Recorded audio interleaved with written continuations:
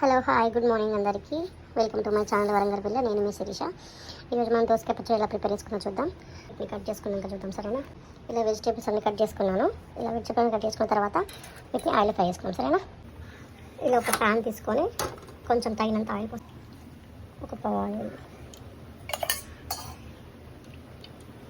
Oil బాగా heat ఎక్కాలి. Oil బాగా హీట్ ఎక్కింది. ఇప్పుడు మనము మిర్చి వేసుకున్నాము.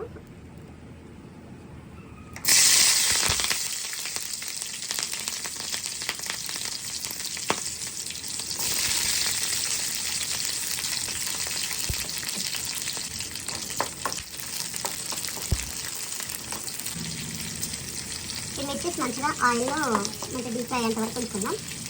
తర్వాత చూద్దాం. చూడండి, ఇలా బ్రౌన్ కలర్లోకి వచ్చాయి కదా. 2 మినిట్స్ ఉంచి తీసేసుకుందాం. ఎంత బ్రౌన్ కలర్లో వచ్చాయో ఇప్పుడు ఇవి ఒక బౌల్లో చూపిస్తాం.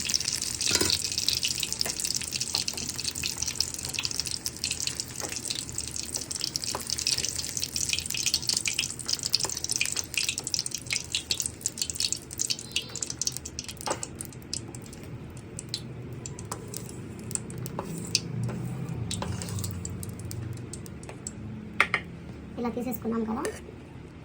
దీని తర్వాత సేమ్ ఇదే ప్యాన్లో మళ్ళీ మనము దోసకాయలు వేసుకుందాం.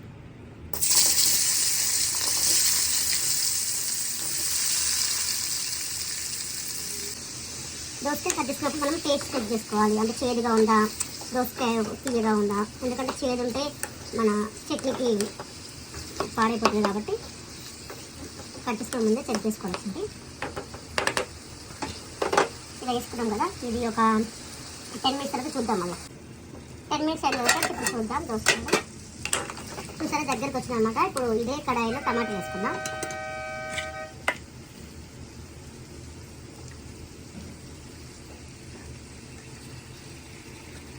టమాటా, కొత్తిమీర,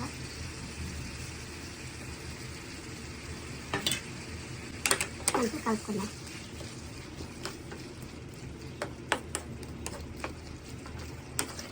మనము 1 కప్పు సాల్ట్ వేసుకున్నాం. సాల్ట్ వేసుకుంటే తొందరగా మగ్గుతాయి అన్నమాట వెజిటేబుల్స్ అనేవి. మంచిగా కలుపుకొని ఇవి కొంచెం ఒక 5 to 10 నిమిషాలు మగ్గిన తర్వాత కొంచెం చింతపండు వేసుకొని చూపెడతాను. చూసారు కదా, ఒక 5 మినిట్స్ తర్వాత మీకు తగినంత, అంటే మీకు బాగా పుల్లగా తినాలనుకుంటే కొంచెం ఎక్కువ, లేదు టేస్ట్ కొరకే అనుకుంటే కొంచెం తక్కువ ఎంత వేసుకోండి చాలు.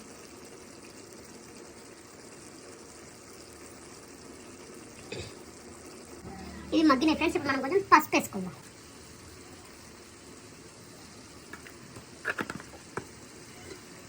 మంచిగా కలుపుకుందాం.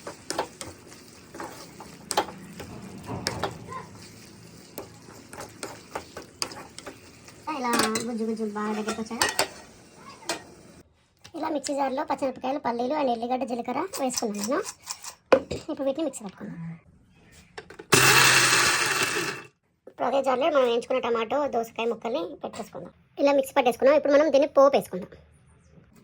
ఇప్పుడు ఒక చిన్న ముక్కుడు తీసుకొని ముక్కుడు వేడెక్కేంత వరకు చూసి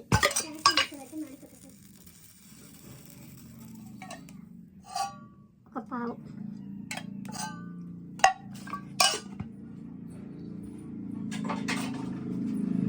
నూనె పోసుకోవాలి. అవి వేడెక్కిన తర్వాత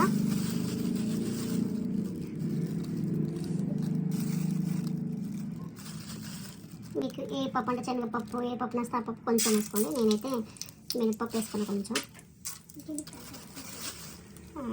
కొంచెం జీలకర్ర వేసుకోండి.